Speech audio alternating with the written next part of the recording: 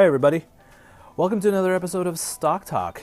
My name is Amin Reina. I'm an investment coach here at Sage Investors, and this is episode 49.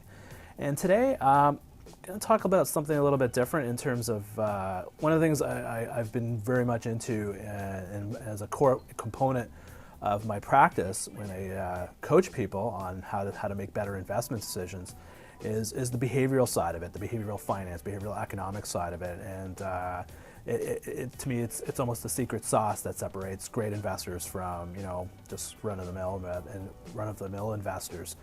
And I came across, so that's usually how I've approached things, but it's interesting. A couple of gentlemen in the States have kind of taken it to a different level. And basically what I'm talking about is a couple of gentlemen, one from the University of Miami and one person from Cornell University, published a study called Stature, Obesity, and Portfolio Choice.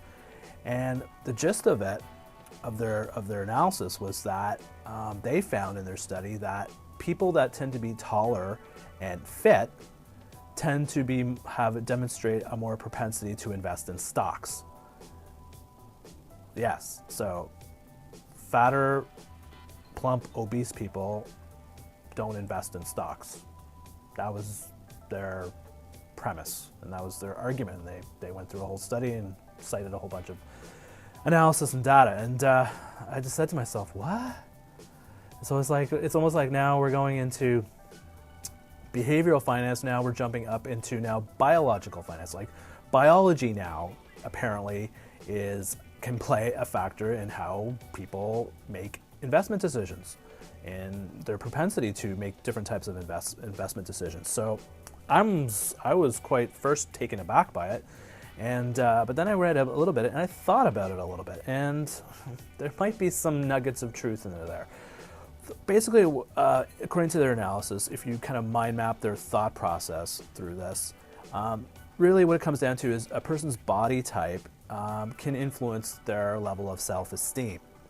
And so a person who is taller, more fit, according to our social norms,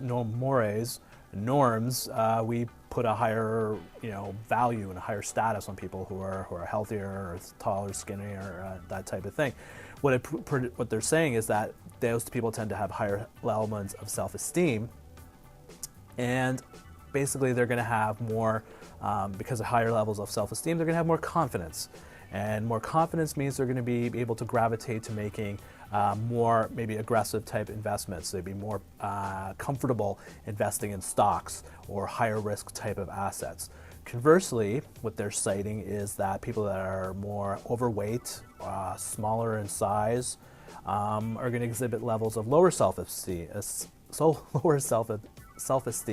and that's going to make them in their later years going to be more risk averse and less prone to making investment decisions that may be involving buying stocks or, again, more aggressive assets. And so what they're saying is, again, that people that are fit and tend to be happier people and have better outlooks of life are going to be more willing to accept social risk, and they're going to ultimately be more willing to take more financial risk. And one of the cases they looked at is if somebody in their early childhood or mid-childhood experienced a lot of bullying, again, for whatever reasons, they may go into a little bit of a shell, in terms of a social shell, but which ultimately might affect them later on in life. When they're forced to make other life decisions, they may be making them with a more risk-averse kind of bent to it. So, and it's interesting, and in a way, I kind of see that. That kind of makes sense in a little way, because one of the things I do when I'm coaching people is I try to elevate, in terms of building competencies, one of them is obviously education, but the other two elements that I try to build on is empowerment, making people more confident and as a result of being more educated and understanding the nuances and intricacies of going around and analyzing a company and analyzing a stock. When they have that education behind them, they're more tend to be more confident and are going to make more confident kind of decisions, and that ultimately be more successful decisions. So in a way, at first I was kind of taken aback by this study, but then I'm going, you know what, there might be some nuggets of wisdom here. Now, the part I think that's going to kind of freak people, kind of makes me a little bit worried about, is I'm sure out there as we speak, there's a bank or there's a financial company, there's an investment company, there's a Goldman Sachs right now is seeing something like this kind of analysis and going, now maybe we should start, when we assess risk profiles, when we get investors to fill out those questionnaires, we can ask them about, basic psychological things, but now we're going to ask them about biological things. We're going to ask them how much do they weigh, and how tall are they? We're going to start, are we going to start doing like taking DNA samples of people to formulate a risk profile and then ultimately recommend or design a portfolio of stocks and bonds for them? Is that where this is going to go? And to take it even another step, if we even went down this road and factored in biological profile in terms of developing an investor profile, if investments were to go wrong and clients were to complain, would having a biological profile kind of be like a crutch or an excuse for a financial institution to say, well, sorry, your investments didn't work out, but because look at you, you're morbidly obese. Like, how is this ever going to work? That doesn't make sense.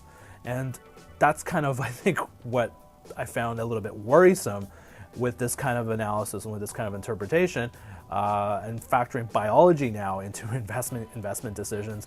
To me, it was quite worrisome, and I really hope we don't get to that level of granularity when we're evaluating people's capacity and capability of making investment. I personally believe anybody is capable of making good, solid investment choices if they're educated and they're empowered and they're engaged in the process. And that's the beauty of what I do as an investment coach, is I try to elevate these three core competencies, which I think are the secrets to being a successful investor. So it's a really interesting article. Google it up, and it's called again, Stature, Obesity, and Portfolio Choice. And it was written by I don't have their names, but a couple of professors from the University of Miami and Cornell University. So this is an Ivy League. So this isn't just like a this isn't like a bit. This is like, obviously some people here have put a heck of a lot of effort and time to evaluating this concept and this phenomena. So thought I'd share. I would really be interested to hear what other people have to say about this kind of this concept, this foray into biological finance, which seems to be out there. I never even thought it was out there, but there you go.